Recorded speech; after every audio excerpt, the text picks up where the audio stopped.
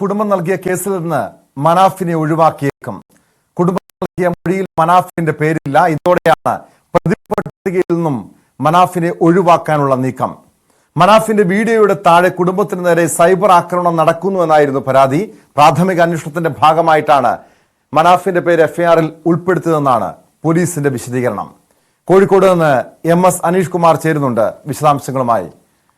അനീഷ്, ഇത് നമ്മൾ ഈ സമൂഹ മാധ്യമങ്ങളടക്കം വലിയ വിമർശനമേൽക്കേണ്ടി വന്നൊരു സംഭവമാണ്. പ്രത്യേകിച്ചും പോലീസിനെ സംബന്ധിച്ച് മനാഫിനെതിരെ കേസെടുത്ത വിഷയം. ഇപ്പോൾ ഈ പോലീസ് ഒഴിവാക്കാനുള്ള നീക്കം എന്താണ്? ഏത് രീതിയിലാണ് പോലീസ് ഇതുമായി ബന്ധപ്പെട്ട് നൽകുന്ന വിശദീകരണം എന്താണ് അനീഷ്?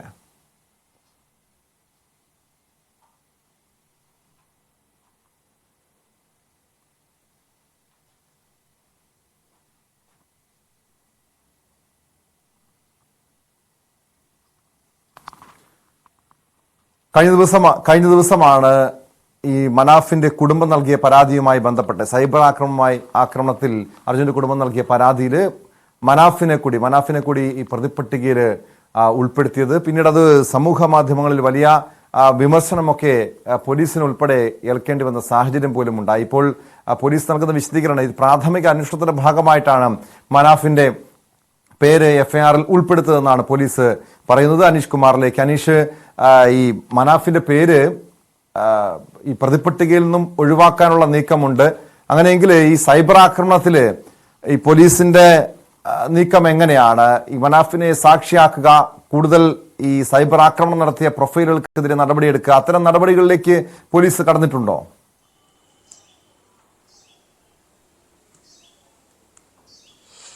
ടോം, നേരത്തെ ശിരൂരിലെ ദൗത്യം പുരോഗമിക്കുന്ന സമയത്തും തന്നെ യൂട്യൂബ് ചാനലുകൾ വഴിയും സമൂഹ മാധ്യമ അക്കൗണ്ടുകൾ വഴിയും തങ്ങൾക്ക് നേരെ സൈബർ ആക്രമണം ഉണ്ടാവുന്നതായി കുടുംബം പരാതിപ്പെട്ടിരുന്നു.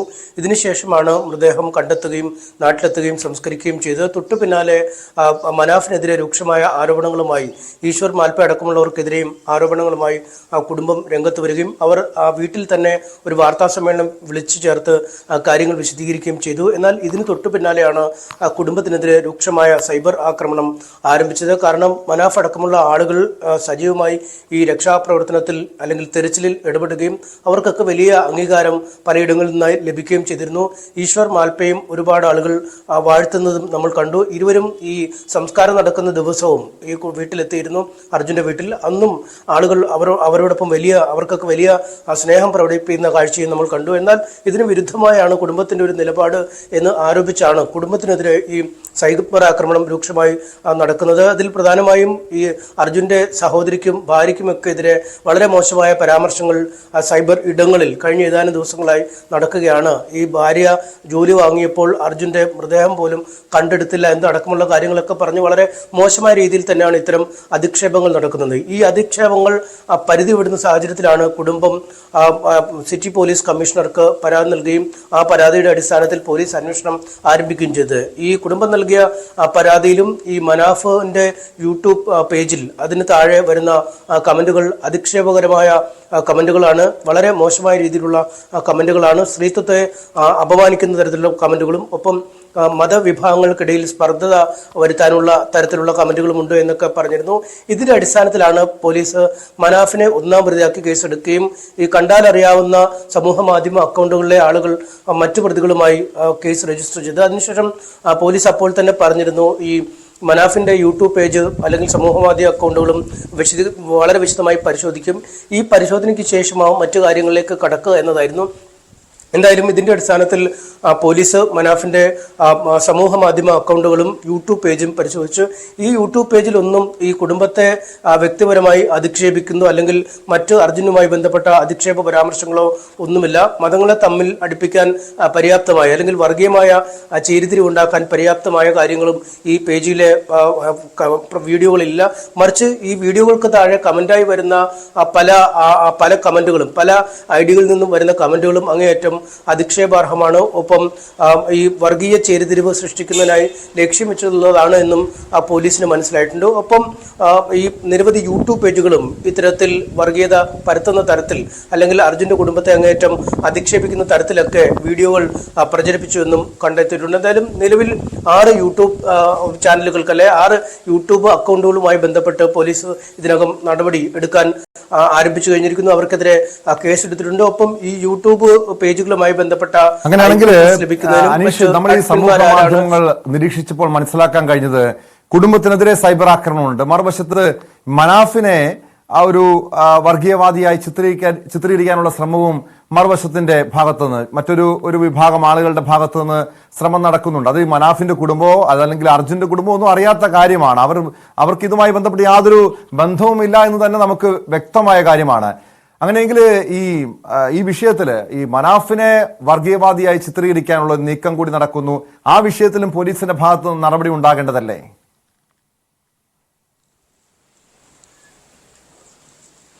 തീർച്ചയായും അങ്ങനെ ഉണ്ടാവുമെന്നാണ് കരുതുന്നത്. കാരണം ഈ വിഷയത്തെ ഒരു വർഗീയ ചായവുള്ള വിഷയമായി മാറ്റുന്നതിനുള്ള ശ്രമങ്ങൾ ബോധപൂർവം ചില കേന്ദ്രങ്ങളിൽ നടക്കുന്നുവെന്ന് നമുക്ക് കരുതേണ്ടി വരും. കാരണം ഈ റെസ്ക്യൂ നടന്നപ്പോൾ അല്ലെങ്കിൽ ഇത്തരം ഒരു രക്ഷാപ്രവർത്തനം നടത്തി ഏറ്റവും ഒടുവിൽ ജീവനോടെ രക്ഷിക്കാൻ കഴിഞ്ഞില്ലെങ്കിലും അർജുന്റെ മൃതദേഹം കണ്ടെടുക്കാൻ പറ്റിയത് തന്നെ വലിയൊരു ആശ്വാസം പകരുന്ന നടപടിക്രമമായിരുന്നു.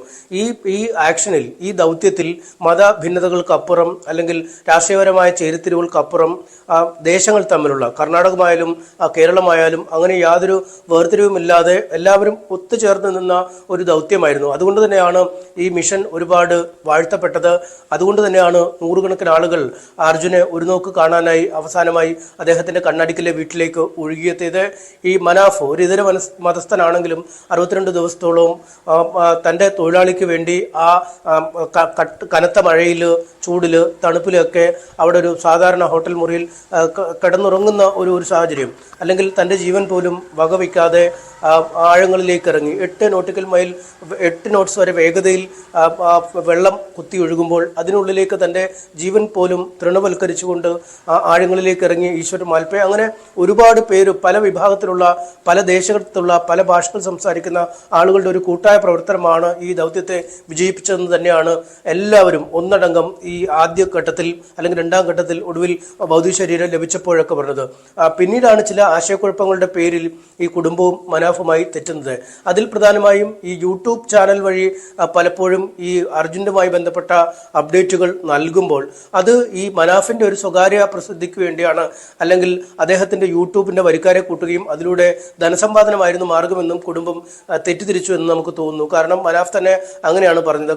ഇതിൽ നിന്നും യാതൊരു രൂപ വരുമാനവും തനിക്ക് ലഭിക്കുന്നില്ല. ഒപ്പം വലിയ പ്രായോഗിക പരിജ്ഞാനമൊന്നും ഇല്ലാതെ ചില മാധ്യമപ്രവർത്തകരുടെയൊക്കെ സഹായത്തോടെയാണ് യൂട്യൂബിൽ വീഡിയോകൾ അപ്ലോഡ് ചെയ്യുക പോലും ചെയ്തത്. രാവിലെ മുതൽ ആളുകൾ ഈ അർജുന്റെ തെരച്ചിലുമായി ബന്ധപ്പെട്ട വിവരങ്ങൾ അറിയുന്നതിനായി നൂറുകണക്കിന് ഫോൺ കോളുകൾ രാജ്യത്തിനകത്തും പുറത്തുനിന്നും ഒക്കെയായി ലഭിക്കുമ്പോൾ എല്ലാവരോടും മറുപടി പറയുന്നതിനോട് എല്ലാവർക്കും ഫോണുകൾ അറ്റൻഡ് ചെയ്യുന്നതിന് സമയം കിട്ടില്ല. കാരണം അതിന് പോയാൽ അതിന് മാത്രമേ സമയം കാണൂ എന്നൊരവസ്ഥയിലേക്ക് കാര്യങ്ങൾ നീങ്ങിയിരുന്നു. അതുകൊണ്ട് വിവരങ്ങൾ ഒരേ സമയം എല്ലാവരിലേക്കും എത്തിക്കുക എന്നൊരു ലക്ഷ്യം ഉണ്ടായിരുന്നു. മറ്റൊന്ന്, മാധ്യമങ്ങൾ ഒരു സമയത്ത് ഈ വയനാട് ദുരന്തവും മറ്റുമൊക്കെ കഴിഞ്ഞു വന്നപ്പോൾ ആ ശിരൂരിലേക്കുള്ള ഒരു ശ്രദ്ധ കുറച്ച് സമയമുണ്ടായിരുന്നു. ആ സമയത്ത് വിവരങ്ങൾ പുറത്തേക്ക് എത്തിക്കാനും മാധ്യമങ്ങൾക്ക് പോലും വിവരങ്ങൾ കൈമാറാനും ഒക്കെ കൂടിയാണ് ഈ യൂട്യൂബ് പേജ് തുടങ്ങിയെന്നാണ് അദ്ദേഹം പറയുന്നത്. അല്ലാതെ മറ്റൊരു തരത്തിലും അർജുനെ അപകീർത്തിപ്പെടുത്തുക എന്ന ഒരു ലക്ഷ്യവും, അല്ലെങ്കിൽ അർജുൻ വഴി പണം സമ്പാദിക്കണമെന്ന ഒരു ലക്ഷ്യവും, അർജുന്റെ കുടുംബത്തിന്റെ വൈകാരികത വിറ്റ് കാശാക്കണമെന്ന ഒരു ലക്ഷ്യവും തനിക്കുണ്ടായിരുന്നില്ല എന്ന് അദ്ദേഹം വ്യക്തമാക്കുന്നു. എന്തായാലും 9,000 സബ്സ്ക്രൈബേഴ്സ് മാത്രമാണ് ഈ അർജുന്റെ. തീർച്ചയായും അത് നമുക്കും ബോധ്യമായ കാര്യമാണ് അനീഷ്. പക്ഷെ അങ്ങനെയെങ്കിലും ആരായിരിക്കാം ഈ അർജുന്റെ കുടുംബത്തെ ഇങ്ങനെ ഈ മനാഫിനെ എതിരെ ഇങ്ങനൊരു ആരോപണവുമായി രംഗത്തെത്താനും വാർത്താ സമ്മേളനം വിളിക്കാനും ഒക്കെ അതിന് പിന്നിൽ മറ്റാരെങ്കിലും ഉണ്ടായിരുന്നു? അതിന് പിന്നിൽ ഒരു നിഗൂഢ ശക്തി ഉണ്ട് എന്ന് സംശയിക്കേണ്ടതുണ്ടോ? അതോ കുടുംബത്തിന്റെ തെറ്റിദ്ധാരണ മാത്രമാണോ ഇത്തരമൊരു ആരോപണവുമായി രംഗത്തെത്താനുള്ള കാരണം?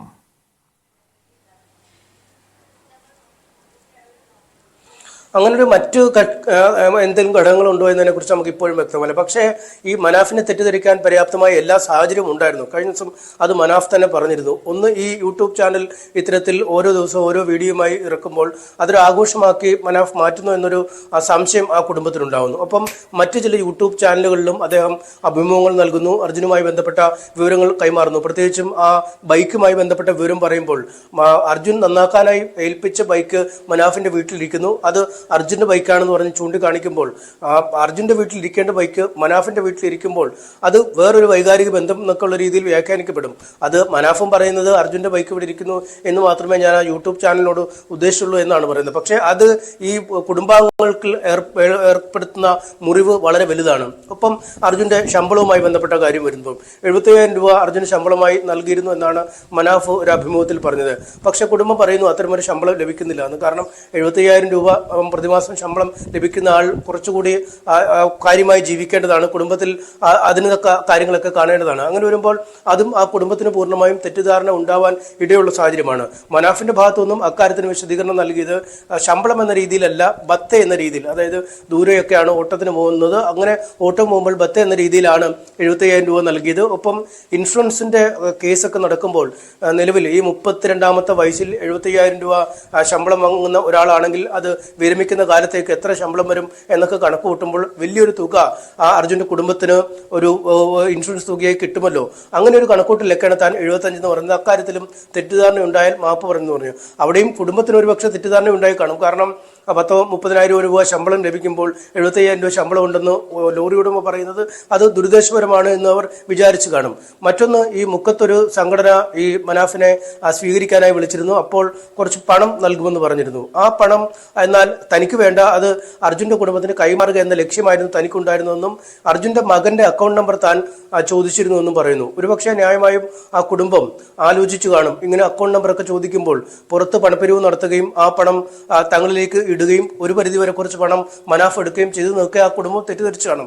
അങ്ങനെ പലപ്പോഴും തെറ്റിദ്ധരിക്കാൻ ഇടയുള്ള ചില സാഹചര്യങ്ങൾ സൃഷ്ടിക്കപ്പെട്ടു എന്നാണ് സത്യം. ഇരുവരും തമ്മിൽ കൃത്യമായ ഒരു ആശയവിനിമയം നടക്കാതെ വന്നതാണ്. താൻ എന്താണ് മനസ്സിൽ ഉദ്ദേശിച്ചതെന്ന് അവരെ മനസ്സിലാക്കാൻ മനാഫിന് കഴിയാതെ വന്ന ഒരു സാഹചര്യം ഉണ്ടായത്. എന്തായാലും ഇക്കാര്യങ്ങളൊക്കെ ഇതിനകം തന്നെ പറഞ്ഞു കഴിഞ്ഞിട്ടുണ്ട്. ഇരു വിഭാഗവും തമ്മിൽ ഒരു ധാരണ ആവേണ്ട സമയം ആയിട്ടുമുണ്ട്. പക്ഷേ ഒത്തുതീർപ്പുള്ള ചർച്ചകൾ ഒരു വശത്ത് പുരോഗമിക്കുന്നുവെന്ന് മനാഫ് പറയുമ്പോഴും കുടുംബം എത്തരത്തിൽ ഇക്കാര്യത്തോട് പ്രതികരിക്കുന്നു എന്ന് നമുക്ക് ഇനിയും വ്യക്തമല്ലാതാനും. പക്ഷേ തെറ്റിദ്ധരിക്കപ്പെടാൻ ഇടയുണ്ടായ സാഹചര്യങ്ങളിലാണ് അവർ ഇത്തരം ഒരു വാർത്താ സമ്മേളനം അതിവൈകാരികമായി നടത്തേണ്ടി വന്നത്. കാരണം 62 ദിവസത്തോളം ലോറിക്കുള്ളിൽ തന്നെ കിടന്ന് മരവിച്ച ഒരു മൃതദേഹം നാട്ടിലെത്തിക്കുമ്പോൾ അവരുടെ ആ സഹോദരനെ, അവരുടെ മകനെ ഒരാൾ വൈകാരികത വിറ്റ് കാശാക്കുന്നു, അല്ലെങ്കിൽ അയാൾ അത് വെച്ച് മുതലെടുക്കുന്നു, അയാൾ അത് വെച്ച് പണപ്പിരിവ് നടത്തുന്നു എന്നൊക്കെ പറയുമ്പോൾ ഏത് കുടുംബത്തിനും ഒരുപക്ഷെ സമനില തെറ്റിപ്പോകാവുന്ന അങ്ങേയറ്റം ദുരഭിമാനം അല്ലെങ്കിൽ അഭിമാനബോധം ഉണ്ടാകാവുന്ന സാഹചര്യമാണ്. കാരണം ആളുകളോട് 5-10 രൂപ ശേഖരിക്കാൻ പറയുക, 1000-2000 ഒക്കെ ശേഖരിക്കാൻ പറയുക എന്നൊക്കെ ഉണ്ടെങ്കിൽ അത് ശരിക്കും അവരെ സംബന്ധിച്ചിടത്തോളം വളരെ അഭിമാനബോധത്തെ ക്ഷതം ഏൽക്കുന്ന കാര്യമാണ്. പക്ഷെ അത്തരത്തിലൊരു നീക്കം തൻ്റെ അടുത്തൊന്നും ഉണ്ടായിട്ടില്ല എന്ന് മനാഫ് തന്നെ പറയുന്നുണ്ട്. അതുകൊണ്ട് ഇക്കാര്യങ്ങളൊക്കെ ഒരുപക്ഷെ പരസ്പരം ഒന്ന് സംസാരിച്ചെങ്കിൽ തീർന്നതന്നെ. പക്ഷേ ഈ കുടുംബം നടത്തിയ ആശയവിനിമയങ്ങളോട് പൂർണ്ണമായും അതേ അർത്ഥത്തിൽ മനാഫ് പ്രതികരിച്ചില്ല എന്ന് കുടുംബം പറയുന്നു. എന്നാൽ കുടുംബം നിരന്തരം ഓരോരോ കാര്യങ്ങളായി മുന്നോട്ട് വരുന്ന സാഹചര്യത്തിലാണ് താൻ കാര്യമായ ഒരു പ്രതികരണം തന്റെ ഭാഗത്തു നിന്നും ഉണ്ടാവാഞ്ഞതെന്ന് മനാഫും പറയുന്നു. അങ്ങനെ പേരുടെ ഭാഗത്തും ന്യായങ്ങളുണ്ട്, രണ്ടുപേരുടെ ഭാഗത്തു നിന്നും ആശയക്കുഴപ്പങ്ങളുണ്ടായിട്ടുണ്ട്, രണ്ടുപേരുടെ ഭാഗത്തു നിന്നും തെറ്റിദ്ധാരണകൾ ഉണ്ടായിട്ടുണ്ട്. ഇനിയെങ്കിലും ആ തെറ്റിദ്ധാരണകളും ആശയഭിന്നതകളും ഒക്കെ മാറ്റി സാധാരണ ജീവിതത്തിലേക്ക് രണ്ട് കുടുംബങ്ങളും മടങ്ങണമെന്ന് തന്നെയാണ് നമുക്ക് പറയാൻ ഉള്ളത് കേട്ടോ. യെസ്, വ്യക്തമാണ്. എം എസ് അനീഷ് കുമാർ സൂചിപ്പിച്ചതുപോലെ തെറ്റിദ്ധാരണയൊക്കെ മാറ്റി വളരെ സ്നേഹത്തോടെ മുന്നോട്ട് പോവുക. കാരണം ഈ അർജുന് വേണ്ടി ദിവസങ്ങളോളം തൻ്റെ ജീവിതവും കുടുംബത്തെയൊക്കെ മാറ്റിവെച്ച് മുന്നോട്ട് വന്ന ഒരു ലോറി ഉടമയാണ് മനാഫ്. പക്ഷേ ഈ ഇപ്പോൾ ഉണ്ടായിട്ടുള്ള ഈ സംഭവങ്ങളെ മറ്റ് പല രീതിയിൽ വർഗീയവൽക്കരിക്കാനൊക്കെ ഉള്ള ശ്രമങ്ങൾ ചില ആളുകളുടെ ഭാഗത്തുനിന്ന് ഉണ്ടാകുന്നുണ്ട്. അത്തരം അപകടങ്ങളെയൊക്കെ നമ്മൾ തിരിച്ചറിയുകയാണ് വേണ്ടത്. ബലാത്സംഗ കേസിൽ ചോദ്യം ചെയ്യലിൽ ഹാജരാകണമെന്ന് കാട്ടി നടൻ സിദ്ദിഖ് അന്വേഷണ സംഘത്തിന് മെയിൽ അയച്ചു. ചോദ്യം ചെയ്യാൻ വിളിപ്പിക്കുമെന്നാണ് അന്വേഷണ സംഘത്തിന്റെ മറുപടി. മുൻകൂർ ജാമ്യാപേക്ഷ സുപ്രീം കോടതി മാറ്റിവെച്ച പശ്ചാത്തലത്തിലാണ് പുതിയ നീക്കം. ജാമ്യം ലഭിക്കാത്ത വകുപ്പുകൾ ഉൾപ്പെടെ സിദ്ദിഖിനെതിരെയുണ്ട്. വിശദാംശങ്ങളുമായി വി വിനോദ് ചേരുന്നു തിരുവനന്തപുരത്ത് നിന്ന്. വിനോദ്, നേരത്തെ 2 ആഴ്ചത്തെ മുൻകൂർ ജാമ്യമാണ്, 2 ആഴ്ചത്തേക്ക് സിദ്ദിഖിനെ അറസ്റ്റ് ചെയ്തതെന്നാണ് സുപ്രീം കോടതിയുടെ ഉത്തരവുള്ളത്. ഈ ഒരു സാഹചര്യത്തിൽ ഈ കേസ് ഇനി പരിഗണിക്കുന്നത് വരെയും സിദ്ദിഖിനെ ഇനി ചോദ്യം ചെയ്യേണ്ടതില്ല എന്ന ഒരു നിലപാടിലായിരുന്നു അന്വേഷണ സംഘമെങ്കിൽ ഇപ്പോൾ ചോദ്യം ചെയ്യാൻ വിളിപ്പിക്കുമെന്ന് അറിയിക്കുന്നു. അത് സിദ്ദിഖ് ഈ മെയിൽ അയച്ചതിനെ തുടർന്നാണോ പ്രത്യേക അന്വേഷണ സംഘത്തിന്റെ ഈ തീരുമാനം?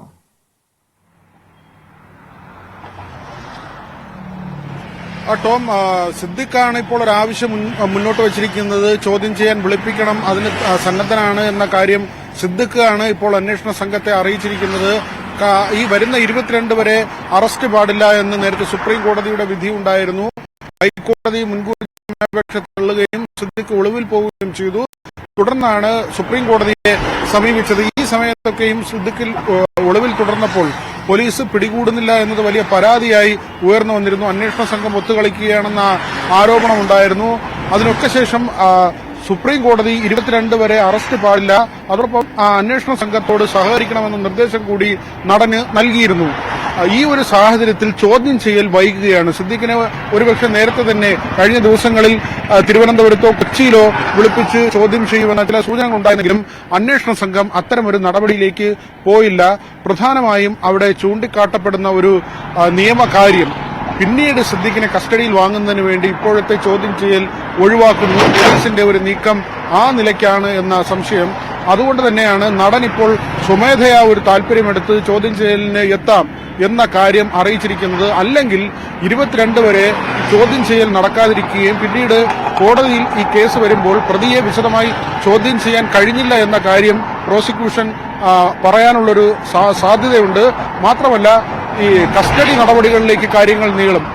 സിദ്ദിഖിനെ കസ്റ്റഡിയിൽ വേണമെന്നും പിന്നീട് ഈ അറസ്റ്റിന് എന്തെങ്കിലും നിയമപരമായോ സാങ്കേതികമായോ തടസ്സമില്ല, സുപ്രീം കോടതി അറസ്റ്റ് ആകാം, 2 ആഴ്ച കഴിഞ്ഞു, ഇനി കസ്റ്റഡിയിൽ ചോദ്യം ചെയ്യാൻ തുടർ നടപടികളുമായി അന്വേഷണ സംഘത്തിന് മുന്നോട്ട് പോകാം എന്നൊരു നിർദ്ദേശം നൽകിയാൽ സ്വാഭാവികമായും സിദ്ദിഖ് കസ്റ്റഡിയിലാവുകയും ഒരുപക്ഷെ റിമാൻഡിൽ പോകാനുള്ള, അതായത് അറസ്റ്റ് കോടതി തടഞ്ഞില്ലെങ്കിൽ, മുൻകൂർ ജാമ്യം നൽകിയില്ലെങ്കിൽ അറസ്റ്റിലേക്ക് കാര്യങ്ങൾ ഉറപ്പായും പോകും. അങ്ങനെയെങ്കിൽ റിമാൻഡിൽ പോകേണ്ടി വരും.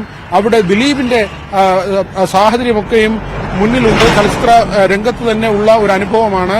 ഏതാണ്ട് 90 ദിവസത്തോളമാണ് ദിലീപിന് ജയിലിൽ കിടക്കേണ്ടി വന്നത്. ആ ഒരു നിലയിലേക്കൊക്കെ സിദ്ദിഖിന്റെ കാര്യങ്ങൾ മാറാനുള്ള സാധ്യതയുണ്ട്. അതുകൊണ്ട് കൂടിയാണ് ഇപ്പോൾ അങ്ങനെ ഒരു സാഹചര്യം മുന്നിൽ കണ്ടുകൊണ്ട് സിദ്ദിഖ് സ്വമേധയാ ഇങ്ങനെ ഒരു മെയിൽ അയച്ചിരിക്കുന്നത്, അല്ലെങ്കിൽ താൻ ചോദ്യം ചെയ്യലിന് സന്നദ്ധമാണ് എന്ന് അറിയിച്ചിരിക്കുന്നത്. ഇതുവരെ കാത്തുനിന്നു. പക്ഷേ അന്വേഷണ സംഘത്തിന്റെ ഭാഗത്ത് നിന്ന് ഒരു നടപടിയും ഉണ്ടാകാത്ത സാഹചര്യത്തിലാണ് നടൻ അങ്ങോട്ട് ആവശ്യം ഉന്നയിച്ചിരിക്കുന്നത്. സിദ്ദിഖിന്റെ ഭാഗത്ത് ഇത്തരം ഒരു നീക്കമുണ്ടായത് നിയമോപദേശത്തിന്റെ അടിസ്ഥാനത്തിലാണ്. കാരണം ഇനി സുപ്രീം കോടതി കേസ് പരിഗണിക്കുമ്പോൾ, മുൻകൂർ ജാമ്യാപേക്ഷ പരിഗണിക്കുമ്പോൾ താൻ അന്വേഷണത്തോട് പൂർണ്ണമായി സഹകരിച്ചു, ചോദ്യം ചെയ്യാൻ സന്നദ്ധനായി. എന്നാൽ ഈ അന്വേഷണ സംഘത്തിന്റെ ഭാഗത്തു നിന്ന് അത്തരം ഒരു നടപടിയൊക്കെ ഉണ്ടായില്ല എന്ന് സ്ഥാപിക്കാനുള്ള ഒരു നീക്കം കൂടിയല്ലേ സിദ്ദിഖിന്റെ ഭാഗത്ത് നിന്ന് ഇപ്പോൾ ഉണ്ടാകുന്നത്? ഈ ചോദ്യം ചെയ്യലിന് വിധേയനാകാൻ താൻ സന്നദ്ധനാണ് എന്ന് ഒരു മെയിൽ മുഖേന അറിയിക്കാനുള്ള നീക്കമൊക്കെ അത്തരമൊരു നിയമോപദേശത്തിന്റെ അടിസ്ഥാനത്തിൽ നിന്ന് കൂടി കാണേണ്ടതല്ലേ വിനോദ്?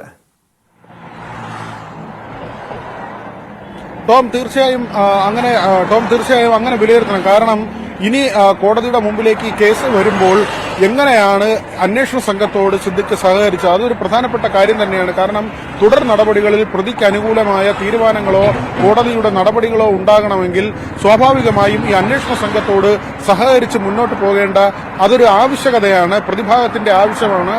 അതുകൊണ്ട് തന്നെയാണ് ഒരുപക്ഷെ ഇനി ചോദ്യം ചെയ്തില്ലെങ്കിൽ കൂടിയും കോടതിയിൽ അത്തരമൊരു വാദം ഉന്നയിക്കാൻ സിദ്ദിഖിന് കഴിയും. അന്വേഷണ സംഘം വിളിപ്പിച്ചില്ല, പക്ഷേ താൻ അങ്ങോട്ട് ആവശ്യപ്പെട്ടിരുന്നു, ഇങ്ങനെ ഒരു മെയിൽ അയച്ചിരുന്നു, അന്വേഷണവുമായി സഹകരിക്കാൻ തയ്യാറാണ്, ചോദ്യം ചെയ്യലിനെത്താൻ തയ്യാറാണ്. അത്തരം കാര്യങ്ങൾ താൻ ആവശ്യപ്പെട്ടിട്ടും അന്വേഷണ സംഘം അത് നിരസിക്കുകയായിരുന്നു. ഒരുപക്ഷെ ഇനി ചോദ്യം ചെയ്യാൻ വിളിപ്പിച്ചില്ലെങ്കിൽ അങ്ങനെയുള്ള ഒരു വാദം ഉയർത്താൻ സിദ്ദിഖിന് കഴിയും. മാത്രമല്ല, തന്നെ കസ്റ്റഡിയിൽ വാങ്ങുന്നതിന് വേണ്ടിയുള്ള ഒരു നീക്കമാണ് അന്വേഷണ സംഘം നടത്തിയത്, തന്നെ റിമാൻഡിൽ അയക്കുന്നതിന് വേണ്ടിയുള്ളൊരു ഗൂഢാലോചന ഇതിന് പിന്നിൽ നടന്നു എന്നുകൂടി സിദ്ദിഖിന് വാദിക്കാൻ കഴിയും. ആ ഒരു നിലയ്ക്ക് ഈ ഇത്തരം ഒരു മെയിലിന് വളരെയധികം പ്രസക്തിയുണ്ട്. കാരണം അന്വേഷണ സംഘവുമായി സഹകരിച്ചു എന്ന് പൂർണ്ണമായും കോടതിക്ക് മുന്നിൽ സ്ഥാപിക്കാൻ ഇത്തരമൊരു മെയിലിലൂടെ സിദ്ദിഖിന് കഴിയും. ഇവിടെയാണ് ഇനി അന്വേഷണ സംഘത്തിന്റെ നീക്കം എന്ത് എന്നത് ഏറെ ശ്രദ്ധേയമാകുന്നത്. ഒരുപക്ഷെ സിദ്ദിഖിന്റെ ഭാഗത്ത് നിന്ന് ഇങ്ങനെ ഒരു മെയിൽ ഉണ്ടായില്ലെങ്കിൽ അന്വേഷണ സംഘത്തിന് പിന്നീട് കസ്റ്റഡിയിൽ വാങ്ങാനുള്ള ഒരു സാധ്യത ഉണ്ടായിരുന്നു. പക്ഷേ ആ സാധ്യതകൾ അടയുകയാണ്. അവിടെയാണ് ഇനി അന്വേഷണ സംഘത്തിന് മുന്നിൽ എന്ത് എന്ന ചോദ്യം ചെയ്യാം. തെളിവെടുപ്പിനുള്ള സാധ്യതയുണ്ട്. അറസ്റ്റ് നടപടിയിലേക്ക് പോകാം. പക്ഷേ വിചാരണ കോടതിയുടെ വ്യവസ്ഥ അനുസരിച്ച് ജാമ്യത്തിൽ വിടേണ്ടതുണ്ട്. കാരണം മറ്റ് നടപടികളിലെ റിമാൻഡ് ഉൾപ്പെടെയുള്ള കാര്യങ്ങളിലേക്ക് പോകാൻ കഴിയില്ല. അറസ്റ്റ് തടഞ്ഞുകൊണ്ടുള്ള കോടതിയുടെ വിധിയാണ്. സ്വാഭാവികമായും വിനോദ്, മറ്റ് കേസുകൾ നമുക്ക് ഈ സിനിമാ മേഖലയിലെ ലൈംഗിക പീഡന കേസുമായി ബന്ധപ്പെട്ട മറ്റ് കേസുകൾ പരിശോധിച്ചാൽ സമാനമായ നീക്കങ്ങൾ തന്നെയായിരുന്നു അന്വേഷണ സംഘത്തിന്റെ ഭാഗത്തുനിന്നുണ്ടായത്. മുകേഷിനെയും ഇടവേള ബാബുവിനെയും ഒക്കെ അറസ്റ്റ് ചെയ്തു, പിന്നീട് ജാമ്യത്തിൽ വിട്ടയച്ചു. അവർക്ക് മുൻകൂർ ജാമ്യമുള്ളതിനാൽ ഈ സിദ്ദിഖിനെയും ഈ ഒരു കാലയളവിൽ, അതായത് ഈ സുപ്രീം കോടതി അറസ്റ്റ് തടഞ്ഞ ഈ ഒരു കാലയളവിൽ ചോദ്യം ചെയ്താൽ അറസ്റ്റ് ചെയ്ത് പിന്നീട് ജാമ്യത്തിൽ വിടുക, ആ ഒരു നടപടി തന്നെ ആയിരിക്കുമല്ലോ പ്രത്യേക അന്വേഷണ സംഘവും സ്വീകരിക്കുക, അല്ലേ?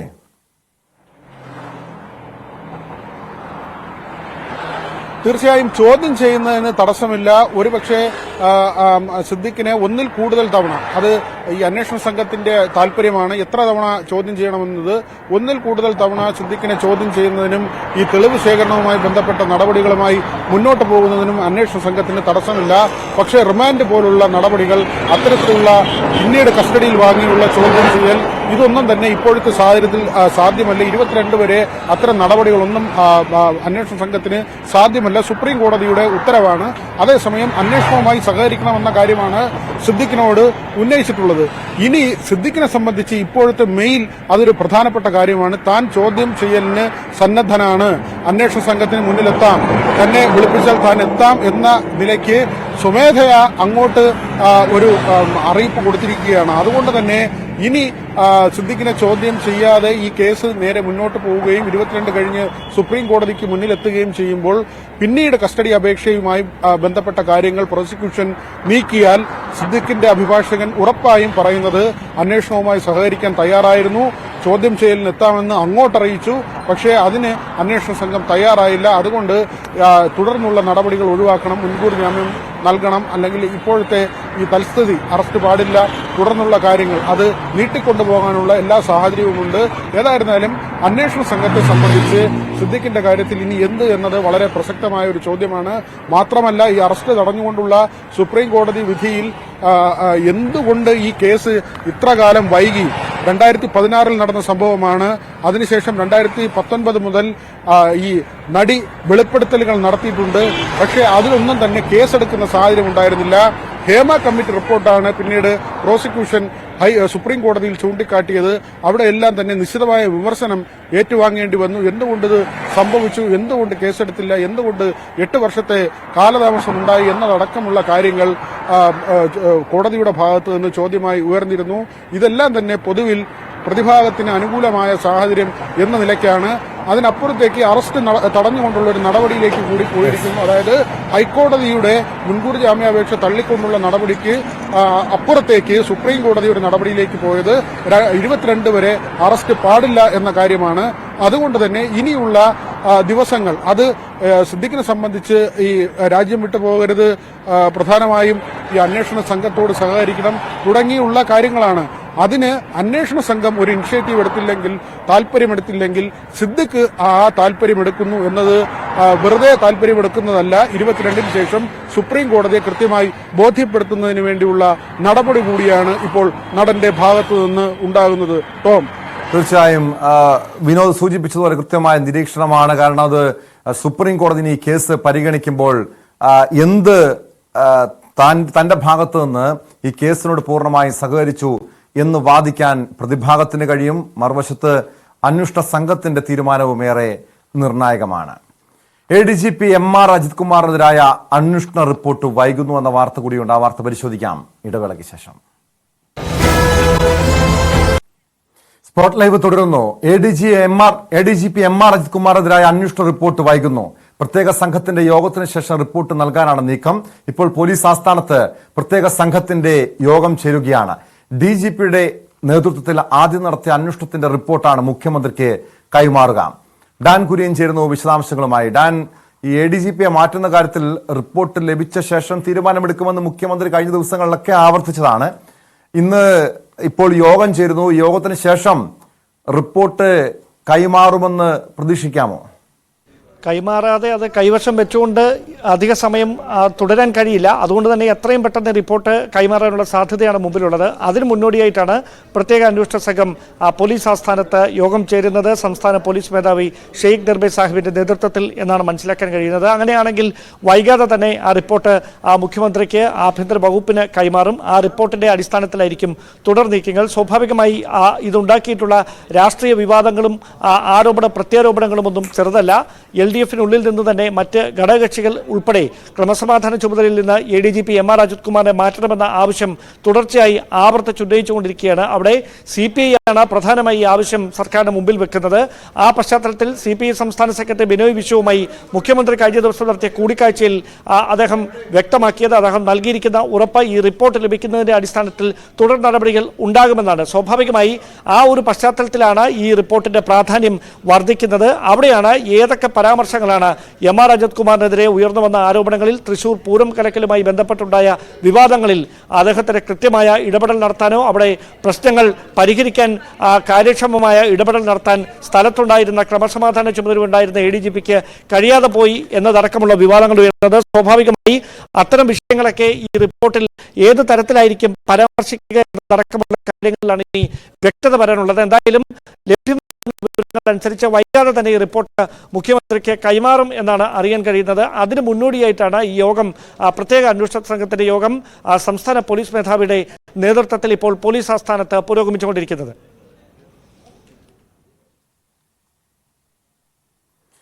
ഡാൻ, നേരത്തെ CPIക്ക് ഡാൻ സൂചിപ്പിച്ചതുപോലെ CPIക്ക് മുഖ്യമന്ത്രി നൽകിയ ഉറപ്പുണ്ട് ഈ റിപ്പോർട്ടിന് ശേഷം നടപടി ഉണ്ടാകുമെന്ന്.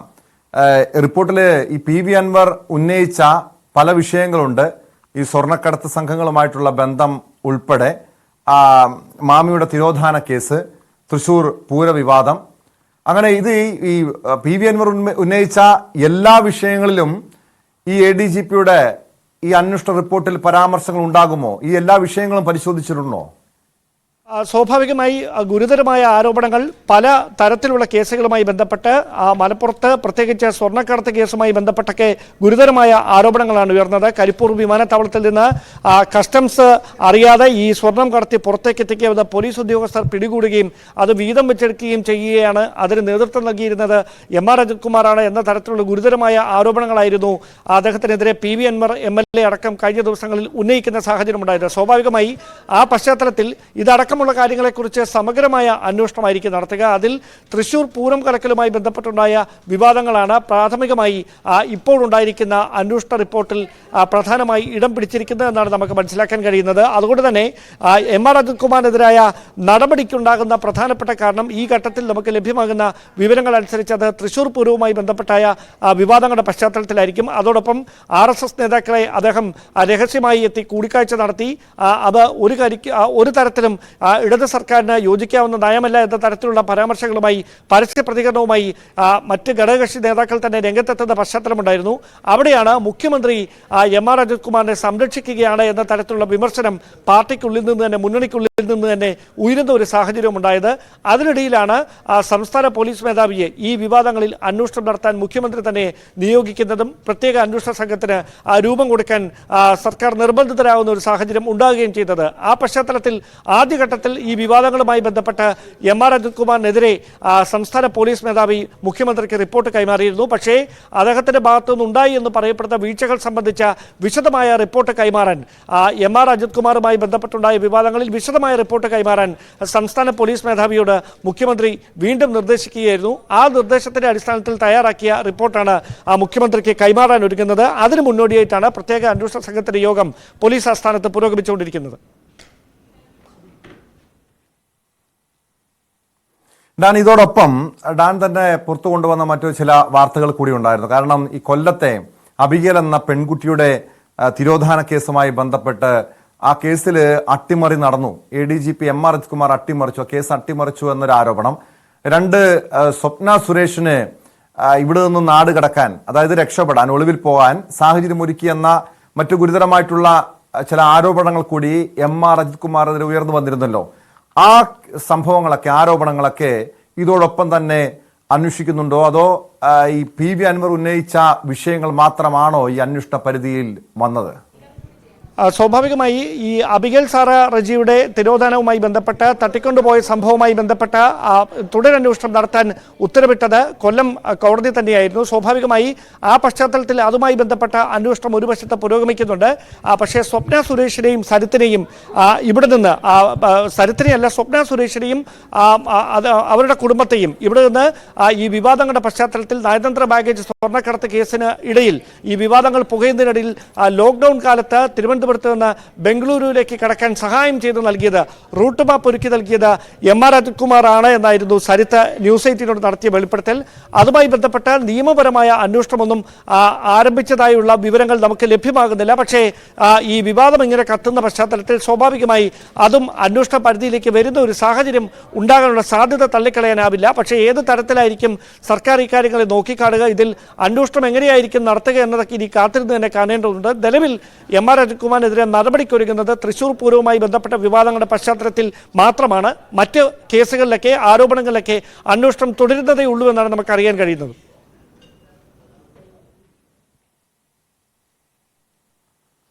വ്യക്തമാണ്.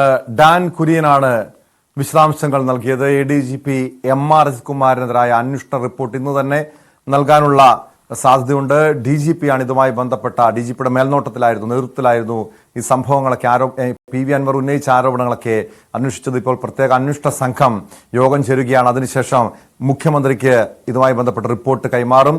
റിപ്പോർട്ട് ലഭിച്ച ശേഷം ADGP MR അജിത് കുമാറിനെതിരെ നടപടി ഉണ്ടാകുമെന്ന് മുഖ്യമന്ത്രി കഴിഞ്ഞ ദിവസം വ്യക്തമാക്കിയിരുന്നു. ആ നടപടി ഉടൻ തന്നെ ഉണ്ടാകുമോ, ഈ റിപ്പോർട്ടിൽ എന്തൊക്കെ കാര്യങ്ങളായിരിക്കും ഉള്ളത് തുടങ്ങിയ കാര്യങ്ങൾ, അതുമായി ബന്ധപ്പെട്ട വിശദാംശങ്ങൾ വരും മണിക്കൂറുകളിൽ പുറത്തുവരുമെന്ന് തന്നെ പ്രതീക്ഷിക്കാം.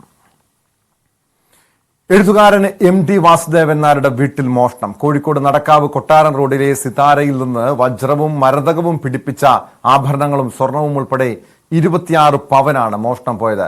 MDയും ഭാര്യയും ഇല്ലാതിരുന്ന സെപ്റ്റംബർ 29, 30 തീയതികളിലാണ് മോഷണം നടന്നതെന്നാണ് കരുതുന്നത്. മോഷ്ടാക്കൾ അലമാര കുത്തിപ്പൊളിച്ചിട്ടില്ലെന്ന് പോലീസ് പറയുന്നു. കോഴിക്കോട് നിന്ന് MS അനീഷ് കുമാർ ചേരുന്നുണ്ട് വിശദാംശങ്ങളുമായി. അനീഷ്, ഈ ഏതാനും ഒരാഴ്ച മുൻപ് നടന്ന മോഷണ കേസാണ് ഇത്. എന്നാണ് ഈ മോഷണം നടന്ന വിവരം പുറത്തറിയുന്നത്? ഈ പ്രതികളെ കുറിച്ച്, മോഷ്ടാക്കളെ കുറിച്ച് എന്തെങ്കിലും സൂചനകൾ പോലീസിന് ലഭ്യമായിട്ടുണ്ടോ?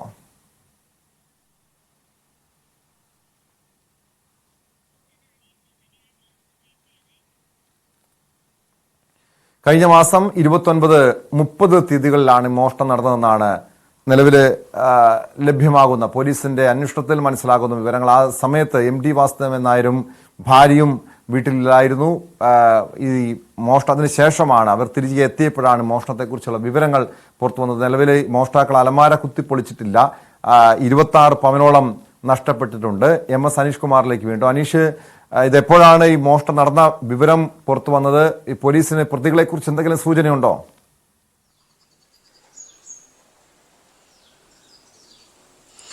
കഴിഞ്ഞ 1-2 ദിവസം മുമ്പാണ് ഇത് സംബന്ധിച്ച വിവരം ലഭിച്ചത്. കാരണം ഇത്തരം പരിശോധനകൾ നടത്താതിരിക്കുകയായിരുന്നു. ആഭരണം ഉണ്ടോ ഇല്ലയോ എന്ന് അലമാരിയിൽ അങ്ങനെ പരിശോധിച്ചിട്ടുണ്ടായിരുന്നില്ല. ഇതിനൊടുവിലാണ് ആഭരണങ്ങൾ കൂട്ടത്തോടെ കാണാതായതായി ശ്രദ്ധയിൽപ്പെടുന്നത്. ഇതേ തുടർന്ന് ആദ്യം ബാങ്ക് ലോക്കറിൽ ഉണ്ടാവും എന്നൊരു ചെറിയ സംശയമുണ്ടായിരുന്നു. ലോക്കറിൽ പരിശോധിച്ചിട്ട് കാണാതായ സാഹചര്യത്തിലാണ് പോലീസിനെ വിവരം അറിയിക്കുന്നത്. പോലീസിൽ വിവരം അറിയിച്ചെങ്കിലും ഒരു വട്ടം കൂടി വീട്ടിൽ വിശദമായ പരിശോധനകൾ നടത്തി. ആ പരിശോധനയിലാണ് 3 മാല, വള, കമ്മല്, വജ്രമാല, ലോക്കറ്റ്, മരതകം പതിപ്പിച്ച മറ്റൊരു ലോക്കറ്റ് എന്നിവ കാണാതായതായി കണ്ടെത്തിയിരിക്കുന്നത്. മൊത്തം ഏതാണ്ട് 26 പവൻ തൂക്കം വരുന്ന ആഭരണങ്ങളാണ് കാണാതായിരിക്കുകയും ചെയ്തിരിക്കുന്നത്. എന്നാലും പ്രാഥമികമായ പരിശോധനയിൽ അലമാരി തകർത്തൊന്നുമല്ല ഈ സാധന സാമഗ്രികൾ പുറത്തേക്കെടുത്തത് എന്ന് കണ്ടെത്തിയിട്ടുണ്ട്. സാധാരണഗതിയിൽ പുറത്തു നിന്നുള്ള മോഷ്ടാക്കളാണെങ്കിൽ ഈ വീട് തകർത്ത് അല്ലെങ്കിൽ ഈ അലമാരി തകർത്തൊക്കെയാണ് ആഭരണങ്ങൾ സ്വന്തമാക്കേണ്ടത്. പക്ഷേ അത്തരമൊരു നീക്കം ഉണ്ടായിട്ടില്ല എന്ന് കണ്ടെത്തിയിരിക്കുന്നു. ഈ അലമാര ഉപയോഗിച്ച് ഇതിന്റെ വാതിൽ തുറന്ന് സാവധാനം തന്നെയാണ് പുറത്തെടുത്തിരിക്കുന്നത്. അലമാരിക്ക് കാര്യമായ നാശനഷ്ടമൊന്നും പറ്റുകയും ചെയ്തിട്ടില്ല. അതുകൊണ്ട് തന്നെയാണ് ആ സംശയം വീടിനോട് ബന്ധമുള്ള അല്ലെങ്കിൽ വീട്ടിൽ ജോലി ചെയ്യുന്ന അത്തരത്തിലുള്ള ആളുകളെ കേന്ദ്രീകരിച്ചാണ് എന്ന് പോലീസ് പറയുന്നത്. വീട്ടുജോലിക്കാരായി വരുന്ന ആളുകളുണ്ട്. ഒപ്പം താൽക്കാലികമായി, അതായത് സ്ഥിരമായ വീട്ടുജോലിക്കാർ അല്ല, മറിച്ച് മറ്റ് താൽക്കാലികമായ ജോലികൾ ചെയ്യാനായി എത്തിയിരുന്ന ആൾക്കാരൊക്കെ ഉണ്ട് അവിടെ. ഒപ്പം ഈ ഹോം നഴ്സുമാരായി എത്തിയ പല ആളുകളുമുണ്ട്. ഏതാണ്ട് അതായത് അനീഷ്, സാധാരണഗതിയിൽ ഈ കോഴിക്കോട് ഈ പ്രദേശത്ത് ഇങ്ങനെ കവർച്ച പതിവായിട്ടുള്ള സ്ഥലമാണോ? അതോ അനീഷ് നേരത്തെ സൂചിപ്പിച്ചതുപോലെ പോലീസ് സംശയിക്കുന്നത് പോലെ ഈ കുടുംബവുമായി ബന്ധമുള്ളവർ അല്ലെങ്കിൽ കുടുംബത്തെ കുറിച്ച് ഈ വീടിനെ കുറിച്ച് കൃത്യമായി അറിയാവുന്നവർ അങ്ങനെ ഒരു നിഗമനത്തിലേക്ക്, സംശയത്തിലേക്ക് പോലീസ് എത്താനുള്ള കാരണം എന്തായിരിക്കും?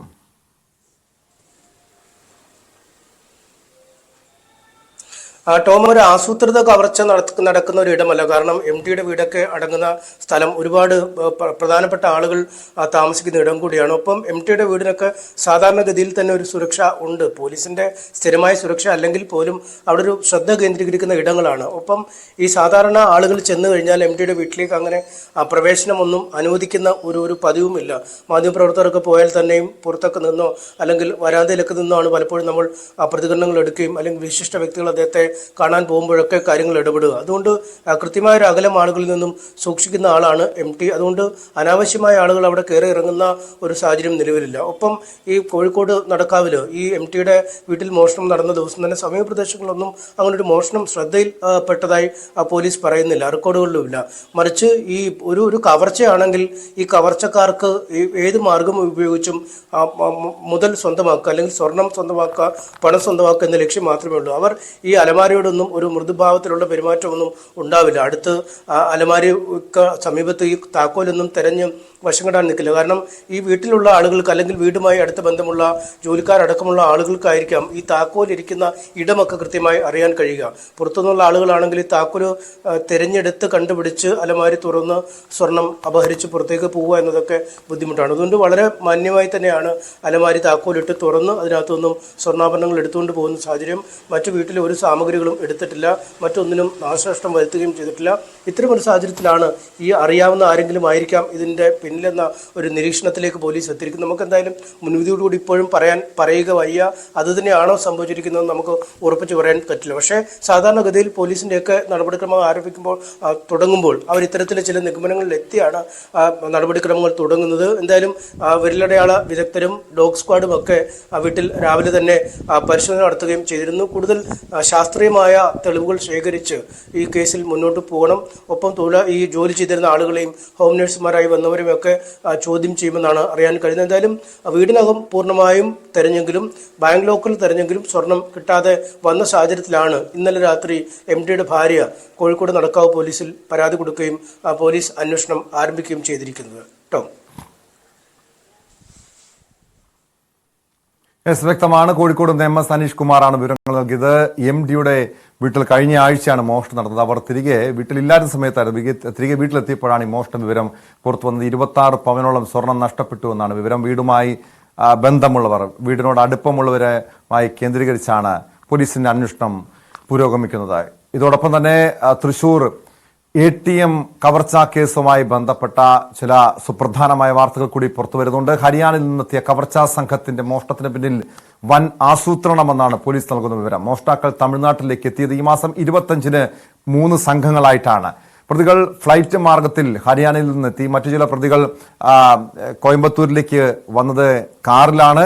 അങ്ങനെ 7 പേരടങ്ങുന്ന കവർച്ചാ സംഘം 26-ന് കഴിഞ്ഞ മാസം 26-ന് കോയമ്പത്തൂരിൽ വെച്ച് ഒന്നിക്കുന്നു. അവിടെ നിന്ന് കാറിൽ തൃശ്ശൂരിലേക്ക്, പാലക്കാട് വഴി തൃശ്ശൂർ മണ്ണുത്തിയിലേക്ക് എത്തുന്നു. മണ്ണുത്തിയിൽ വൻ കവർച്ചയായിരുന്നു പദ്ധതിയിട്ടത്. ഡാനി പോൾ ചേരുന്നു വിശദാംശങ്ങളുമായി. ഡാനി, ഈ പ്രതികളെ കസ്റ്റഡിയിൽ വാങ്ങി ചോദ്യം ചെയ്തപ്പോൾ പോലീസിന് ലഭിക്കുന്നത് വലിയൊരു ATM കവർച്ചയുമായി ബന്ധപ്പെട്ട വിവരങ്ങളാണ്. നിലവിൽ പോലീസിന്റെ കയ്യിൽ പിടിയിലായില്ലായിരുന്നുവെങ്കിൽ ഒരുപക്ഷെ ഒരു കവർച്ചാ പരമ്പര തന്നെ അതായിരുന്നോ ഈ പ്രതികൾ ലക്ഷ്യമിട്ടത്? ചെറിയ ഒരു ആസൂത്രണമല്ല ഇവർ നടത്തിയതും ഈ ATM കവർച്ചക്കാർ പിറകിലുള്ളതും വലിയ രീതിയിൽ തന്നെ ഒരു ആസൂത്രണം നടത്തിയിരുന്നു. അതുകൊണ്ട് തന്നെയാണ് ഈ കണ്ടെയ്നർ ലോറി അതിനകത്ത് ഇതിന് എല്ലാവിധ തയ്യാറെടുപ്പോടും കൂടിയാണ് ഈ സംഘം ഇവിടേക്ക് എത്തുകയും ഇതിന് പിറകിൽ ഉണ്ടായിരുന്ന ഒരു ഉത്തരേന്ത്യ കേന്ദ്രീകരിച്ചുകൊണ്ട് പ്രവർത്തിക്കുന്ന വലിയൊരു സംഘം തന്നെയാണ് ഹരിയാനയിലെ ബൽവാൾ ജില്ലയിൽപ്പെടുന്ന ബൽവാൾ സംഘം തന്നെ ജില്ലയിൽ ഉൾപ്പെടുന്ന സംഘമാണ്. ഏതാണ്ട് 100-ലധികം ആളുകൾ ഈ കവർച്ച സംഘത്തിന്റെ ഭാഗമായി വിവിധ സ്ഥലങ്ങളിൽ പ്രവർത്തിക്കുന്നു എന്നാണ് പോലീസ് അനുമാനിക്കുന്നത്. നമ്മുടെ ഈ സംഘവുമായി ബന്ധപ്പെട്ട് ഇവിടെ നടത്തിയ പരമ്പരയിലല്ല, മറിച്ച് ഇവരെ കുറിച്ച് വിശദാംശങ്ങൾ തിരിച്ചെല്ലുമ്പോൾ ഉത്തരേന്ത്യയിൽ നിന്ന് ലഭിക്കുന്ന വിവരങ്ങളാണ് ഈ ഭയങ്കര ഒരു സംഘമാണ് ഇതിലുള്ളത്. നിലവില് 7 പേരടങ്ങുന്ന കവർച്ചാ സംഘം അവരാണ് നിലവില് ഈ കവർച്ചയ്ക്ക് പിന്നിലെന്നാണ് പോലീസ് നൽകുന്ന വിവരങ്ങൾ. ഇതിന് പിന്നില് വലിയൊരു ആസൂത്രണം ഉണ്ടായിരുന്നു. ഈ 7 പേർക്കപ്പുറം ഈ കേസുമായി ബന്ധപ്പെട്ട് കൂടുതൽ ആളുകൾക്ക് പങ്കുണ്ട് എന്ന് പോലീസിന് എന്തെങ്കിലും സൂചനകൾ ലഭ്യമായിട്ടുണ്ടോ? ഇത് എത്ര ദിവസത്തേക്കാണ് പോലീസിന് നിലവിൽ പ്രതികളെ കസ്റ്റഡിയിൽ കിട്ടിയിരിക്കുന്നത്? തെളിവെടുപ്പ്, മറ്റ് ചോദ്യം ചെയ്യൽ, അതിനപ്പുറം ഈ പ്രതികളെ കേന്ദ്രീകരിച്ച് അന്വേഷണ സംഘത്തിന്റെ ഭാഗത്തു നിന്നുള്ള നീക്കങ്ങൾ എന്തൊക്കെയാണ്?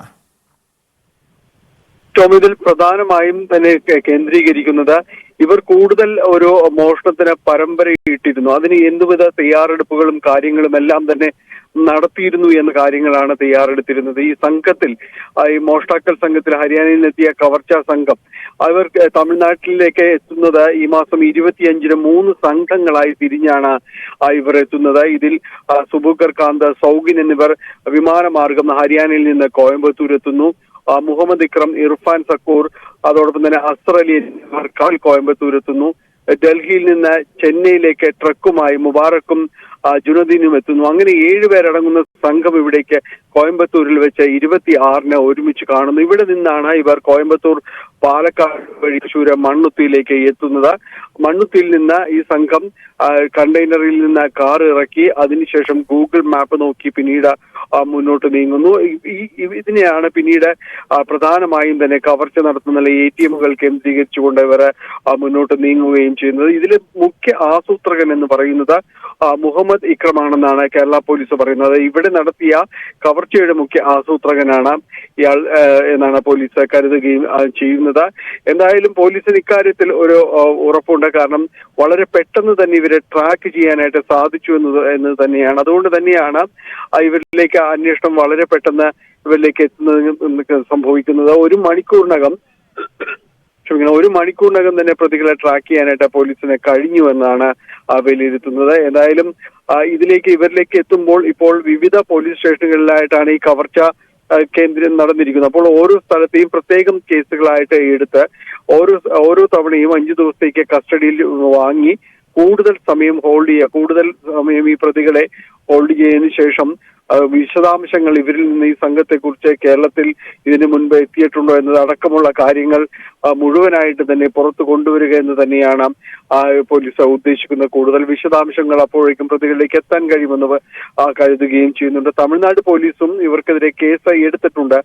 കവർച്ച, വധശ്രമം, ഡ്യൂട്ടി തടസ്സപ്പെടുത്തൽ തുടങ്ങിയ വകുപ്പുകൾ ഉപയോഗിച്ച് ഇവർക്കെതിരെയും കേസുകൾ എടുത്തിട്ടുണ്ട്.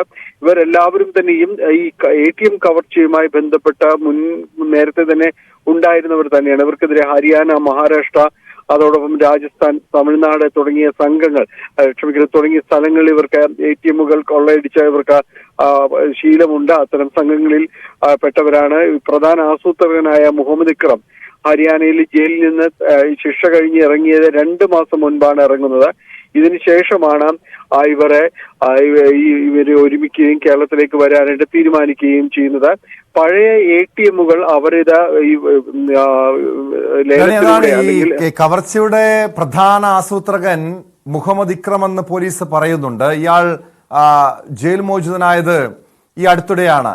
ഇവരെന്തുകൊണ്ടാണ് കേരളം ഒരു കവർച്ചാ കേന്ദ്രമായി തെരഞ്ഞെടുക്കാനുള്ള ഒരു കാരണം എന്താണ്? ചോദ്യം ചെയ്യലിൽ അത്തരം കാര്യങ്ങളെക്കുറിച്ച് വിശദീകരിക്കുന്നുണ്ടോ?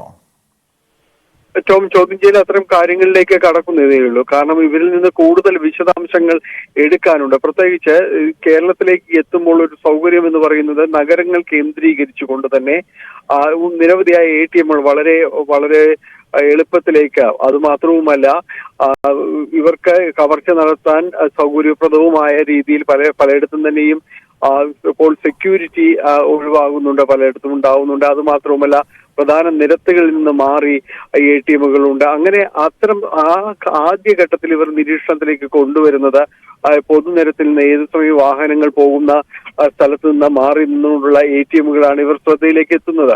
ഇവിടെ തന്നെയും നാലാമതൊരു ATM കൂടി കവർച്ച ചെയ്യാനുള്ള ഒരു ശ്രമം ഇവർ നടത്തിയിരുന്നു. അതിൽ അവർ ഉപേക്ഷിക്കാനുള്ള ഒരു കാരണം എന്ന് പറയുന്നത് അവിടേക്ക് വീണ്ടും ആളുകൾ എത്തുന്നു എന്നത് കൊണ്ടാണ് അവർ ആ ഒരു ഉദ്യമം ഉപേക്ഷിക്കുകയും ചെയ്യുന്നത്. അങ്ങനെ ഇതുമായി ബന്ധപ്പെട്ടുകൊണ്ട് ഇവരിൽ നിന്ന് ലഭിക്കുന്ന വിവരങ്ങൾ ഇതാണ്. പ്രധാനമായും തന്നെയും കേരളത്തിൽ കവർച്ച നടത്തുന്നതിന് വേണ്ടി ATMൽ വളരെ പെട്ടെന്ന് തന്നെയും ശ്രദ്ധിക്കപ്പെടാത്ത സ്ഥലങ്ങളിൽ ATMകൾ ഇത്തരം ബാങ്കുകൾ, പല ബാങ്കുകളുടെ ഭാഗമായിട്ട് പലതുണ്ട്. പലതിന് സെക്യൂരിറ്റി ചുമതലയില്ല. ഇത്തരം ഈ സിസ്റ്റം അവർക്ക് മനസ്സിലാക്കാനായിട്ട് സാധിക്കുന്നുണ്ട്. അത് കേന്ദ്രീകൃതമായി പ്രവർത്തിക്കുന്നതാണെങ്കിൽ കൂടിയും കാരണം ഇവർക്ക് ഈ കാര്യങ്ങളെല്ലാം തന്നെ ഇവർ മനസ്സിലാക്കുന്നു എന്നതാണ്. എഞ്ചിനീയറിംഗ് ബിരുദധാരികൾ വരെ ഇവരുടെ ഒരു സംഘത്തിലുണ്ട് എന്ന് പോലീസ് പറയുന്നു. അപ്പോൾ ഇത്തരം കാര്യങ്ങളെക്കുറിച്ച് വളരെ കൃത്യമായി അവർക്ക് അറിയാം എങ്ങനെയാണ് ഇത് പ്രവർത്തിക്കുന്നത് അടക്കം, അതിന്റെ ഇടയിലുള്ള ഒരു സമയമടക്കമുള്ള കാര്യങ്ങൾ ഇതെല്ലാം കണക്ക് കൂട്ടിയാണ് സംഘം മുന്നോട്ട് നീങ്ങുകയും ചെയ്യുന്നത്. കേരളത്തിലേക്ക് വരുമ്പോൾ അവൾക്കൊരു സൗകര്യം എന്ന് പറയുന്നത് വളരെ വളരെ ബുദ്ധിമുട്ടാതെ തന്നെ ATMകൾ കണ്ടെത്താൻ കഴിയും. പ്രധാന നിരത്തുകളിൽ നിന്ന് മാറിയുള്ള ATMകൾ നിരവധിയായിട്ട് ഉണ്ട്. അതോടൊപ്പം തന്നെ കാവൽക്കാരില്ലാത്ത രീതിയിലുള്ള കൂടുതൽ ATMകളുണ്ട്, പൊതുനിരത്തിൽ നിന്ന് മാറിയതുണ്ട്. അങ്ങനെ ഇവർക്ക് കൂടുതൽ സൗകര്യപ്രദമായ രീതിയിലേക്ക് കാര്യങ്ങൾ മാറുന്നു എന്നതാണ്. മാത്രമല്ല നമ്മൾ ഇതുവരെയും സൂചിപ്പിച്ചതുപോലെ കേരളത്തിൽ ഇത്തരം പല സൗകര്യങ്ങളുണ്ട് എന്ന് മനസ്സിലാക്കി തന്നെയാണ് കൃത്യമായ ആസൂത്രണത്തോടെ ഈ കവർച്ചാ സംഘങ്ങൾ തൃശ്ശൂരെത്തുന്നതും ഈ ATMകൾ കേന്ദ്രീകരിച്ച് കവർച്ച നടത്തി പിന്നീട് നാടുവിടുകയും ചെയ്തത്. ഈ പ്രതികളെ കസ്റ്റഡിയിൽ വാങ്ങി പോലീസ് വിശദമായി ചോദ്യം ചെയ്യുകയാണ്. മഞ്ചേശ്വരം തെരഞ്ഞെടുപ്പ് കോഴക്കേസിൽ BJP സംസ്ഥാന അധ്യക്ഷൻ K. സുരേന്ദ്രൻ ഉൾപ്പെടെ 6 പ്രതികളെയും വെറുതെ വിട്ടു. കാസർഗോഡ് ജില്ലാ സെഷൻസ് കോടതിയാണ് വിടുതൽ ഹർജി അംഗീകരിച്ചത്. കേസിലൂടെ തന്നെ എന്നേക്കുമായി അയോഗ്യനാക്കുകയായിരുന്നു ലക്ഷ്യമെന്ന് K. സുരേന്ദ്രൻ പ്രതികരിച്ചു. 2021 നിയമസഭാ തെരഞ്ഞെടുപ്പിൽ BSP സ്ഥാനാർത്ഥിയായിരുന്ന K. സുന്ദരയ്ക്ക് പത്രിക പിൻവലിക്കാൻ കോടതി നൽകുകയും ഭീഷണിപ്പെടുത്തിയെന്നുമായിരുന്നു കേസ്. പ്രൈമ ഫേസിയ തന്നെ നിലനിൽക്കില്ല എന്ന് കോടതി കണ്ടിരിക്കുകയാണ്. ഒരു വിചാരണക്ക് പോലും പോയി വിചാരണ നേരിടേണ്ട ഒരു സാഹചര്യം ഇല്ല എന്നുള്ള പ്രതിഭാഗത്തിന്റെ വാദം പൂർണ്ണമായിട്ടും അംഗീകരിച്ചുകൊണ്ടാണ് ഇന്ന് കോടതി ഡിസ്ചാർജ് പിറ്റീഷൻ അനുവദിച്ചിരിക്കുന്നത്. ഈ നോമിനേഷൻ പിൻവലിക്കുന്ന ആ ഘട്ടത്തിൽ തന്നെ മീഡിയയുടെ മുമ്പിലും അതുപോലെ തന്നെ പോലീസും ഒക്കെ തന്നെ അന്വേഷിച്ച് ഇതിൽ യാതൊരു തരത്തിലുള്ള ഭീഷണിയോ പ്രകോപനമോ പ്രലോഭനമോ ഇല്ല എന്നുള്ളത് പൊതുസമൂഹത്തിന് അന്ന് അറിയായിരുന്നു, മാധ്യമങ്ങൾക്കും അറിയായിരുന്നു. പക്ഷെ പിന്നീട് ഇത് ഒരു പ്രത്യേക ലക്ഷ്യത്തോടു കൂടിയിട്ട് ഒരു ഗൂഢാലോചനയുടെ ഭാഗമായിട്ടാണ് ഈ കേസ് പിന്നീട് വരുന്നത്. ആ കാര്യങ്ങൾ പ്രതിഭാഗത്തിന് കോടതിയുടെ മുമ്പാകെ വളരെ ഫലപ്രദമായിട്ട് വെക്കാൻ കോടതിയുടെ മുമ്പിൽ അവതരിപ്പിക്കാൻ സാധിച്ചിട്ടുണ്ട്. കോടതി അത് അംഗീകരിച്ചുകൊണ്ട് ഇന്ന് എല്ലാ പ്രതികളെയും ഈ ആരോപണത്തിൽ നിന്ന് വിടുതൽ ചെയ്തിരിക്കുകയാണ്.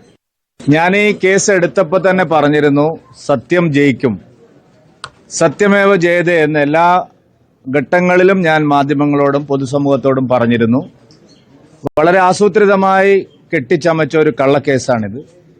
ഗൂഢാലോചനയിലൂടെയാണ് ഇങ്ങനെ ഒരു കേസ് ഉണ്ടാക്കിയത്. യഥാർത്ഥത്തിൽ ആരോപിക്കപ്പെടുന്ന അല്ലെങ്കിൽ ഇപ്പോൾ കേസിന് ആസ്പദമായിട്ടുള്ള സുന്ദര കേസ് തന്നെ, അങ്ങനെ ഒരു കേസ് തന്നെ ഉണ്ടായിരുന്നില്ല. ഇത് LDFന് വേണ്ടി ഇവിടെ മത്സരിച്ച VV രമേശ് കൊടുത്ത ഒരു കേസാണ്, സുന്ദര കൊടുത്ത ഒരു കേസല്ല. പിന്നീട് സുന്ദരയെ വിളിച്ച് ഈ കേസിന്റെ ഭാഗമാക്കി മാറ്റുകയായിരുന്നു. എന്നെ തെരഞ്ഞെടുപ്പിൽ നിന്ന് എന്നേക്കുമായി അയോഗ്യനാക്കാൻ വേണ്ടിയും BJPയെ താറടിച്ച് കാണിക്കുന്നതിനും വേണ്ടിയാണ് ഇങ്ങനെ ഒരു കള്ളക്കേസ് ഇവിടെ കെട്ടിച്ചമച്ചത്. വലിയ ഗൂഢാലോചന ഇതിൽ നടന്നിട്ടുണ്ട്. CPM-ന്റെയും കോൺഗ്രസിന്റെയും ലീഗിന്റെയും നേതാക്കൾ ഈ ഗൂഢാലോചനയിൽ പങ്കാളികളായിട്ടുണ്ട്. KV ബൈജു ചേരുന്നു കാസർഗോഡ് നിന്ന് വിശദാംശങ്ങളുമായി. ബൈജു, ഇത് BJPയെ സംബന്ധിച്ച്, പ്രത്യേകിച്ചും K. സുരേന്ദ്രനെ സംബന്ധിച്ച് വലിയ രീതിയിൽ തിരിച്ചടി ഉണ്ടായ സംഭവങ്ങളിൽ ഒന്നായിരുന്നു ഈ കോഴ കേസ്. ഇതിപ്പോൾ K. സുരേന്ദ്രൻ ഉൾപ്പെടെ 6 പ്രതികളെയും കോടതി വെറുതെ വിട്ടിരിക്കുന്നു. എന്താണ് കോടതിയുടെ വിധിയിൽ ചൂണ്ടിക്കാണിക്കുന്നത്? ടോമെ സൂചിപ്പിച്ചതുപോലെ തന്നെ K. സുരേന്ദ്രനെ വ്യക്തിപരമായും അതുപോലെ തന്നെ BJPയെയും വലിയ തോതിൽ പ്രതിസന്ധി ഉണ്ടാക്കിയ ഒരു കേസാണ് മഞ്ചേശ്വരം തെരഞ്ഞെടുപ്പ് കോഴ കേസ്. 2011 നിയമസഭാ തെരഞ്ഞെടുപ്പിൽ K. സുന്ദരയെ, അതായത് BSPയുടെ സ്ഥാനാർത്ഥിയായിരുന്ന K. സുന്ദരയെ തട്ടിക്കൊണ്ടുപോയി പ്രലോഭിപ്പിച്ച് അത്ര ഭീഷണിപ്പെടുത്തി 2.5 ലക്ഷം രൂപയും അതുപോലെ തന്നെ മൊബൈൽ ഫോണും നൽകി പത്രിക പിൻവലിച്ചു, നാമനിർദ്ദേശ പത്രിക പിൻവലിച്ചു എന്നായിരുന്നു കേസ്. ഇത് അന്നത്തെ LDF സ്ഥാനാർത്ഥിയായിരുന്ന VV രമേശനായിരുന്നു ഈ കേസ് കൊടുത്തത്. എന്തായാലും ആ കേസ് സുരേന്ദ്രനെ വലിയ തോതിൽ രാഷ്ട്രീയപരമായി വലിയ തോതിൽ പ്രതിസന്ധിയിലാക്കിയ കേസാണിപ്പോൾ കുറ്റമുക്തനാക്കി കോടതി വിധി വന്നിരിക്കുന്നത്. അതായത് മുൻ BJP ജില്ലാ പ്രസിഡന്റ് ബാലകൃഷ്ണ ഷെട്ടി, സംസ്ഥാന ട്രഷറർ സുനിൽ നായക് ഉൾപ്പെടെ 6 പേരെ ആണ് ഇത്തരത്തിൽ കുറ്റവിമുക്തരായത്. വിടുതൽ ഹർജി നൽകിയിരുന്നു. 2023 സെപ്റ്റംബർ മാസത്തിലാണ് ഈ വിടുതൽ ഹർജി നൽകിയത്. ഈ കേസ് രാഷ്ട്രീയ പ്രേരിതമാണ്, കെട്ടിച്ചമച്ചതാണ്, അതുകൊണ്ട് തന്നെ ഈ കേസ് നിലനിൽക്കില്ല, ഇത് ഒഴിവാക്കണമെന്ന് പറഞ്ഞായിരുന്നു സുരേന്ദ്രൻ കോടതിയെ സമീപിച്ചത്. എന്തായാലും സുരേന്ദ്രനെ സംബന്ധിച്ചിടത്തോളം വലിയ ആശ്വാസമാണ്. ആ സമയത്ത് നമുക്കറിയാം ഇത് വലിയ തോതിൽ ചർച്ച ചെയ്ത ഒരു വിഷയമാണ്. BJPയെ സംബന്ധിച്ചിടത്തോളം തെരഞ്ഞെടുപ്പിന് ശേഷം ഇപ്പോൾ ഏറ്റവും ഒടുവിലായി മഞ്ചേശ്വരം തെരഞ്ഞെടുപ്പ് വലിയ തോതിൽ അത് പ്രതിസന്ധി ഉണ്ടാക്കി. എന്തായാലും സുരേന്ദ്രൻ ഇതിൽ ഏറ്റവും കൂടുതൽ പറഞ്ഞത് തന്നെ ഇനി തെരഞ്ഞെടുപ്പിൽ നിൽക്കാത്ത രീതിയിൽ അയോഗ്യനാക്കാനായിരുന്നു ഈ ശ്രമം ഉണ്ടായിരുന്നത്. അതിന്റെ ഭാഗമായി ഉണ്ടായ ഒരു കേസാണ്. ഏതായാലും കുറ്റം ഇപ്പോൾ 6 പേരെയും കുറ്റവിമുക്തരാക്കിയിരിക്കുന്നു. സത്യം തെളിഞ്ഞു എന്നാണ് സുരേന്ദ്രൻ വ്യക്തമാക്കിയിരിക്കുന്നത്. അതിനിടയിൽ തന്നെ VD സതീശൻ ഇതിനൊരു മറുപടി പറഞ്ഞിട്ടുണ്ട്. അദ്ദേഹം പറഞ്ഞത് ഇത് CPM-ഉം അതുപോലെ തന്നെ BJPയും RSSും കൂടി ഇത്തരത്തിൽ ഒരു ധാരണയുടെ അടിസ്ഥാനത്തിലാണ് ഇത്തരം കേസുകളൊക്കെ ഇല്ലാതാകുന്നത്. ഇവർ തമ്മിൽ ധാരണയായി കഴിഞ്ഞാൽ പിന്നെ എങ്ങനെയാണ് ഇത്തരം കേസുകൾ ഉണ്ടാവുക? എന്തായാലും RSSന്റെ അജണ്ടകൾ അത് മുഖ്യമന്ത്രിയിലൂടെ നടപ്പിലാക്കുന്നു എന്നാണ് VD സതീശൻ രൂക്ഷമായി ഇതിനെ വിമർശിച്ചത്. എന്തായാലും സുരേന്ദ്രൻ ഇന്ന് നേരിട്ട് ഹാജരാകണമെന്ന് കഴിഞ്ഞ ദിവസം കോടതി പറഞ്ഞിരുന്നു. കഴിഞ്ഞ ദിവസമായിരുന്നു ഇത് വിധി പറയാൻ വെച്ചിരുന്നത്. ആ സമയത്ത് കോടതി വ്യക്തമാക്കിയിരുന്നത് സുരേന്ദ്രൻ നേരിട്ട് ഹാജരാവണമെന്നായിരുന്നു. സുരേന്ദ്രൻ ഇന്ന് നേരിട്ട് ഹാജരായി. ഈ കേസ് 12 മണിയോടുകൂടിയാണ് ഇത്തരത്തിൽ കേസ് വിളിച്ചതും സുരേന്ദ്രൻ ഉൾപ്പെടെയുള്ള 6 പ്രതികളെയും ഇതിൽ നിന്നും കുറ്റവിമുക്തമാക്കി എന്നാണ് കോടതി പറഞ്ഞത്. ഏതായാലും ഇതിന്റെ പൂർണ്ണ വിധിപ്പകർപ്പിന്റെ പൂർണ്ണ രൂപം ഇതുവരെ കിട്ടിയിട്ടില്ല.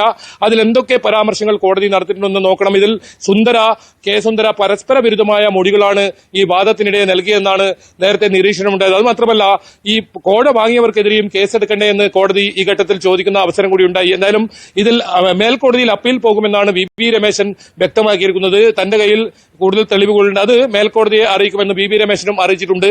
എന്തായാലും സുരേന്ദ്രനെ സംബന്ധിച്ചിടത്തോളം വലിയ ആശ്വാസമുള്ള വിധി തന്നെയാണ് ഇപ്പോൾ വന്നിരിക്കുന്നത്.